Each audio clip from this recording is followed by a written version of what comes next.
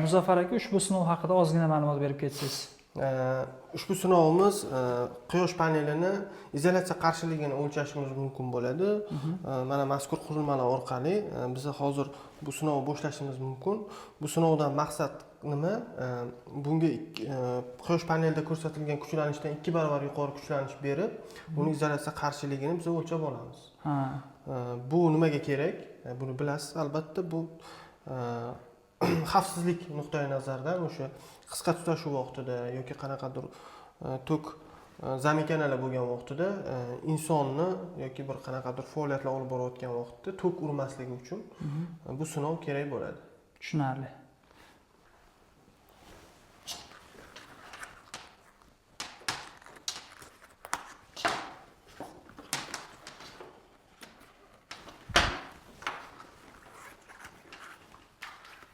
Demak, mana hozir kontaktlarni ulab oldik. Qurilmamizni yoqishimiz mumkin.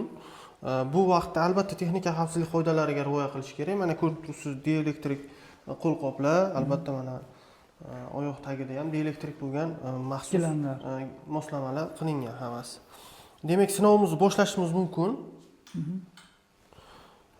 Demak, ushbu quyosh panelimizda ko'rsatilgan 1,5 volt ko'rsatilgan. Biz 3000 voltgacha kuchlanish berib qo'yganmiz. Bu etapma-etap, qadamma-qadam demak qurilmamiz ko'rsatkichlarni ko'tarib boradi. Tushunarli. Qancha vaqt davomida kuchlanish berib turiladi shunda? Kuchlanish demak o'sha 100 yo 250 soniyaga yaqin vaqtda kuchlanish beriladi. Tushunarli. Mana qurilma monitorida ham ko'rishingiz mumkin. Mana bitta tarafda quyosh paneliga berilayotgan kuchlanish miqdori, ikkinchi tarafida uni qarshiligi ko'rsatib borilib turibdi bir vaqtning o'zida. Demak, kuchlanishimiz mana ortib boryapti. Mana qarshiligimiz ham monitorda ko'rinib turibdi. Demak, kuchlanishimiz miqdori oshgan sari mana qarshiligimiz ham biroz o'zgaryapti, lekin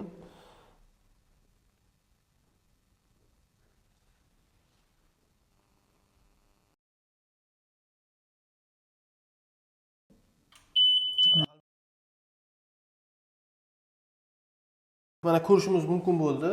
Hozir ushbu sinovimizdan ma'lum bo'ldiki, o'zi xalqaro standart bo'yicha belgilab qo'yilgan me'yor 1 kvadrat metr yuzaga 40 megaohmdan yuqori bo'lishi kerak kuchlanish.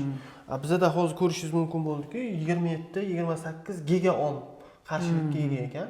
Demak, bu quyosh panelimizni izolyatsiya qarshiligi juda ham yuqori, juda ham yaxshi degan natijani. Izolyatsiya qarshiligi qancha yuqori bo'ladigan bo'lsa, demak bu elektr xavfsizligi, mustahkamligi yuqori degan ma'noga ketadi. Albatta.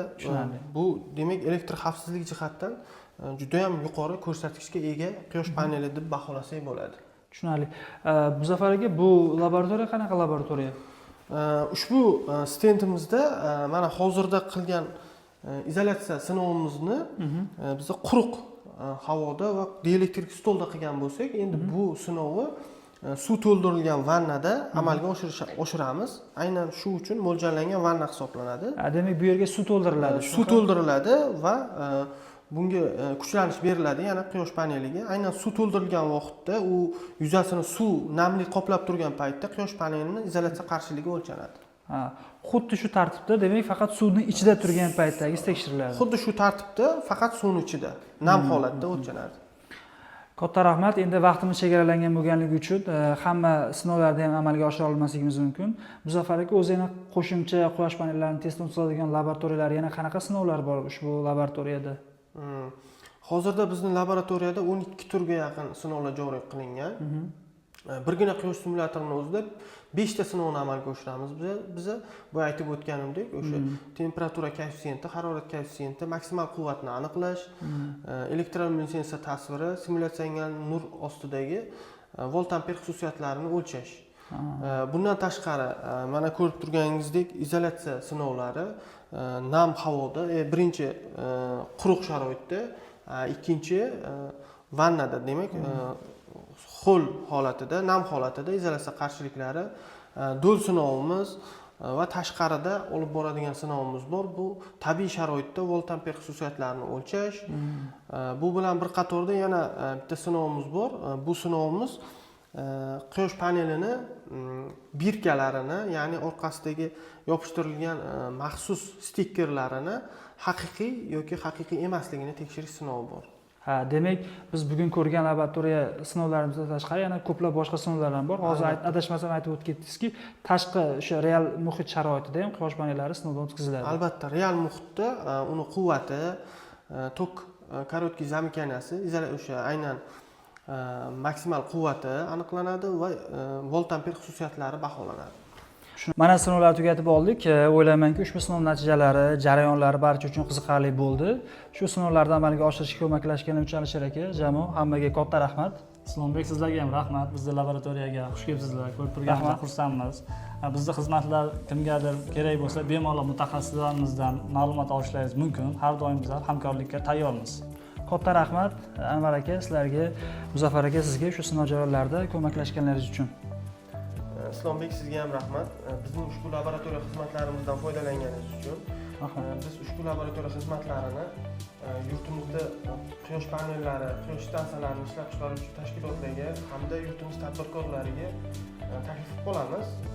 Bemalol bizning xizmatlarimizdan, laboratoriya sinovlarimizdan foydalanishlari mumkin. Albatta, agar siz quyosh panellarini yoki bo'lmasa quyosh invertorlarini yoki bo'lmasa quyosh fotok tizimlarini sifatini tekshirmoqchi bo'ladigan bo'lsangiz, ushbu laboratoriyaga bemalol murojaat qilishingiz mumkin. Siz ishlatayotgan mahsulotlarni haqiqatan xalqaro standartlarga javob berishini, sifat ko'rsatkichlarini baholashda albatta ushbu laboratoriya o'z xizmatini ko'rsatishi mumkin. Katta rahmat hammaga.